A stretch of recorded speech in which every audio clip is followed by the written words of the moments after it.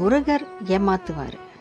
எதையெல்லாம் ஏமாத்துவாருன்னா, முருகர் பக்தர்களான நமக்கு ஒரு கெடுதல் நடக்குதுன்னா, அந்த கெடுதலுக்கே ஏமாற்றம் இருக்கும். ஒரு கெட்ட நேரம் நமக்கு வருது, அந்த கெட்ட நேரம் நமக்கு கெடுதல் செய்ய வருதுன்னா, அந்த கெட்ட நேரத்தை ஏமாத்துவார். நம்மக்கிட்டேருந்து திருப்பி அனுப்பிடுவார்.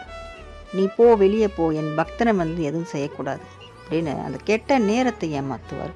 கெட்ட மனுஷங்க நிறைய பேர் இருப்பாங்க, நம்ம நல்லா இருக்கக்கூடாதுன்னு நினைக்கிறவங்க நிறைய பேர் இருப்பாங்க. அவங்களெல்லாம் ஏமாற்றுவார். அவங்க நமக்கு கெடுதல் செய்யணும்னு ஒரு எண்ணத்தோடு வந்தாங்கன்னா அவங்களுக்கு அந்த ஏமாற்றம் கிடைக்கும்.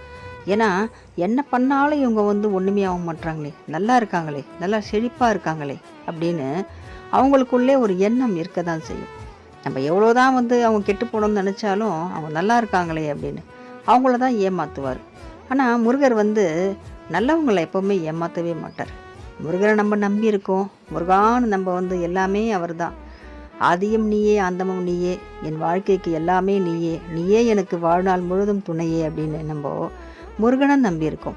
அப்போது முருகர் நமக்கு ஒரு கெடுதல் வருதுன்னா அந்த கெடுதலை ஏமாற்ற தான் செய்வார்.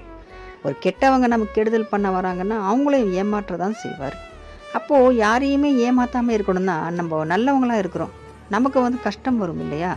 அதனால தான் முருகர் அவங்கள ஏமாத்துறாரு. நம்மளோட எதிரியை கூட நம்ம நம்பிடலாம். நம்ம கூடயே இருப்பாங்க, ஒரு துரோகம் பண்ணுவாங்க, அது நமக்கே தெரியாது. ஆனால் முருகனுக்கு தெரியும் இல்லையா? முருகர் பார்த்துட்ருக்காரு, எல்லாத்தையும் கேட்டுட்டு தான் இருக்காரு. அப்போ அந்த ஏமாற்றத்தை அவங்களுக்கு கொடுப்பாரு. அவங்களும் மனம் வருந்தி திருந்தி முருகான்னு வணங்கும் போது அவங்களுக்கு அந்த ஏமாற்றம் இருக்காது.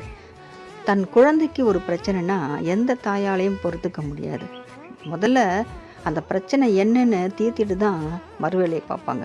அந்த பிரச்சனை அவங்களே சமாளிப்பாங்க. அவங்க குழந்தைகிட்ட வரவே விட மாட்டாங்க.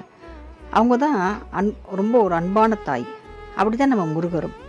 அவரே நமக்கு தாயும் தந்தையுமாக இருந்து எந்த பிரச்சனையும் நம்மக்கிட்ட கிட்ட வராத அளவுக்கு அவர் காப்பாற்றுவார். அதனால தான் அந்த பிரச்சனைக்கு ஏமாற்றத்தை கொடுப்பாரு முருகர். நம்மளை தான் வாழ வைப்பார். நம்மளை அவங்க முன்னாடி வாழ வச்சு அவங்கள ஏமாற்றத்தை கொடுத்துட்டே இருப்பார் நம்ம முருகர். வெற்றிவேல் முருகனுக்கு அரோகரா.